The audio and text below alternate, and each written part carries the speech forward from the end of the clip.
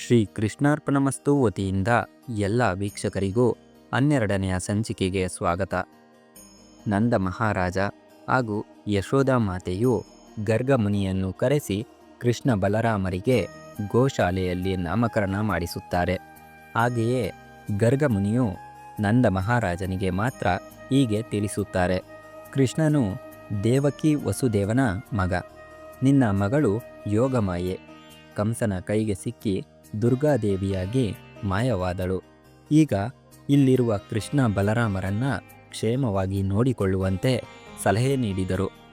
ದಿನಗಳು ಕಳೆದಂತೆ ಸ್ವಲ್ಪ ಕಾಲದಲ್ಲಿ ಕೃಷ್ಣ ಮತ್ತು ಬಲರಾಮರು ಅಂಬೆಗಾಲಿಡಲು ಪ್ರಾರಂಭಿಸಿದರು.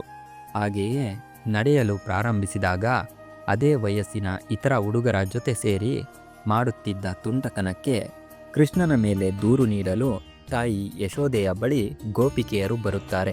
ಪ್ರಿಯ ಯಶೋದೆ, ನಿನ್ನ ತುಂಟ ಕೃಷ್ಣ ಪ್ರತಿದಿನ ಬೆಳಿಗ್ಗೆ ಮತ್ತು ಸಂಜೆ ಬಲರಾಮನ ಜೊತೆಯಲ್ಲಿ ನಮ್ಮ ಮನೆಗೆ ಬರುತ್ತಾನೆ. ಹಸುಗಳಲ್ಲಿ ಹಾಲು ಕರೆಯುವ ಮೊದಲೇ ಆ ಕರುಗಳನ್ನೆಲ್ಲ ಬಿಚ್ಚಿಬಿಡುತ್ತಾರೆ. ಕರುಗಳ ಹಾಲನ್ನೆಲ್ಲ ಇವರೇ ಕುಡಿದು ಬಿಡುತ್ತಾರೆ. ನಾವು ಹಾಲನ್ನು ಕರೆಯಲು ಹೋದರೆ ಹಾಲು ಕೂಡ ಇರುವುದಿಲ್ಲ. ಆ ಕರುಗಳ ಬಾಲವನ್ನಿಡಿದು ಎಳೆದಾಡುತ್ತಾರೆ. ಅದಲ್ಲದೆ ನಾವು ಮೊಸರು ಬೆಣ್ಣೆಗಳನ್ನು ಎಲ್ಲಿ ಇಟ್ಟಿದ್ದರೂ ಕೂಡ ಕದ್ದು ತಿನ್ನುತ್ತಾರೆ. ಕದ್ದಾಗ ಸಿಕ್ಕಿಬಿದ್ದರೆ ನಾವು ಕದೀತಿದ್ದೇವೆ ಅಂತ ಯಾಕೆ ದೂರು ಹೇಳ್ತೀರಾ? ನಮ್ಮ ಮನೆಯಲ್ಲಿ ಬೆಣ್ಣೆ ಮೊಸರು ಬೇಕಾದಷ್ಟಿದೆ ಅಂತಾರೆ. ಇವರು ತಿನ್ನೋದು ಅಲ್ಲದೆ ಹೆಚ್ಚಾಗಿದ್ದನ್ನು ಕೋತಿಗಳಿಗೆ ಹಂಚಿಬಿಡುತ್ತಾರೆ. ಆ ಕೋತಿಗಳಿಗೂ ತಿಂದು ಸಾಕಾಗಿ ಇನ್ನೂ ತಿನ್ನಲಾರದೆ ಬಿಟ್ಟಾಗ ನಿನ್ನ ಹುಡುಗರು ಹೇಳ್ತಾರೆ, ನಿಮ್ಮ ಬೆಣ್ಣೆ ಮೊಸರು ಕೆಲಸಕ್ಕೆ ಬಾರದವು, ನೋಡಿ ಇಲ್ಲಿ ಕೋತಿಗಳು ಕೂಡ ಮುಟ್ಟುತ್ತಿಲ್ಲ ಅಂತ ಮುಖಭಂಗ ಮಾಡ್ತಾರೆ. ಬೆಣ್ಣೆ ಮೊಸರಿನ ಮಡಕೆಗಳನ್ನೆಲ್ಲ ಒಡೆದಾಕ್ತಾರೆ. ಎಲ್ಲಿ ಬೇಕೋ ಅಲ್ಲೆಲ್ಲ ಬಿಸಾಡ್ತಾರೆ. ಎಷ್ಟೇ ಎತ್ತರವಾದ ಚಾವಣಿಯಲ್ಲಿಟ್ಟಿದ್ರೂ ಕೂಡ ಮಡಿಕೆಗೆ ಕಲ್ಲು ಒಡೆದು ಬೆಣ್ಣೆಯನ್ನು ತಿಂತಾರೆ. ಆಗ ತಾಯಿ ಯಶೋದೆಯು, ಸರಿ ಹಾಗಾದರೆ ಅವರಿಗೆ ಎಟುಕದಂತೆ ನಿಮ್ಮ ಬೆಣ್ಣೆ ಮೊಸರುಗಳನ್ನು ಎಚ್ಚರದಿಂದ ಎತ್ತಿಡಿ ಅಂತಾಳೆ. ಗೋಪಿಕೆಯರು, ನಾವು ಹಾಗೆಯೇ ಮಾಡ್ತೀವಿ, ಆದರೆ ನಿನ್ನ ಮಗನನ್ನು ನೋಡು, ನಮ್ಮ ದೂರನ್ನೆಲ್ಲ ಕೇಳಿಸ್ಕೋತಿದ್ದಾನೆ. ಇವರೆಲ್ಲ ಸೇರಿಕೊಂಡು ನಮ್ಮ ಬೆಣ್ಣೆ ಮೊಸರನ್ನು ಕದಿಯಲು ದಿನವೆಲ್ಲ ಏರ್ಪಾಡು ಮಾಡ್ಕೋತಾರೆ. ಈಗ ಮಾತ್ರ ಸದ್ದು ಮಾಡದೆ ಒಳ್ಳೆಯ ಹುಡುಗನ ಹಾಗೆ ಕೂತ್ಕೊಂಡಿದ್ದಾನೆ. ಯಶೋದೆಯು ಕೃಷ್ಣನಿಗೆ ಶಿಕ್ಷೆ ಕೊಡಬೇಕೆಂದುಕೊಂಡಾಗ ಅವನ ಮುಖವನ್ನು ನೋಡಿ ಆ ಯೋಚನೆಯನ್ನೇ ಮರೆತು ಬಿಡ್ತಿರ್ತಾಳೆ. ಮತ್ತೊಂದು ದಿನ ಕೃಷ್ಣ ಮತ್ತು ಬಲರಾಮರು ತಮ್ಮ ಗೆಳೆಯರೊಂದಿಗೆ ಆಡುತ್ತಿರುತ್ತಾರೆ.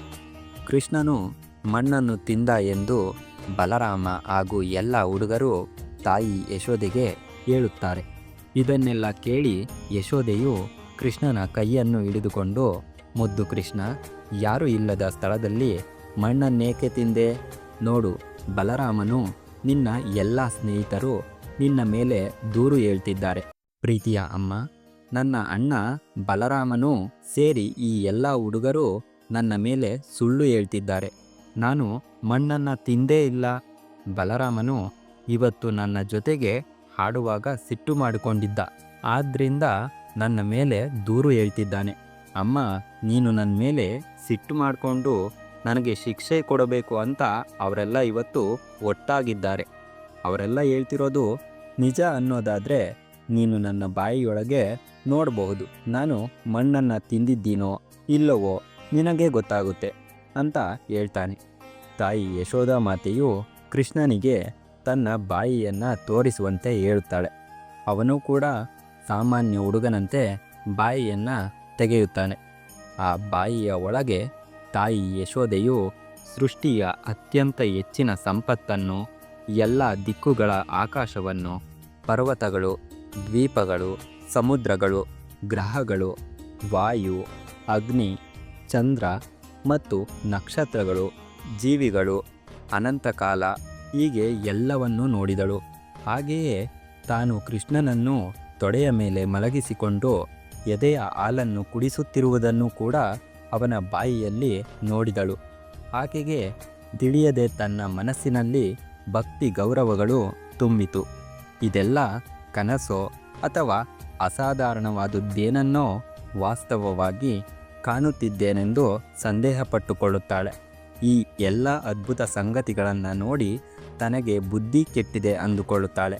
ಕೂಡಲೇ ತಾಯಿ ಯಶೋದೆಯು ತನ್ನ ಚಿಂತನೆಯನ್ನೆಲ್ಲ ಮರೆತು ಕೃಷ್ಣನ ನನ್ನ ಮಗುವೆ ಅಂತ ಮುದ್ದಾಡುತ್ತಾಳೆ.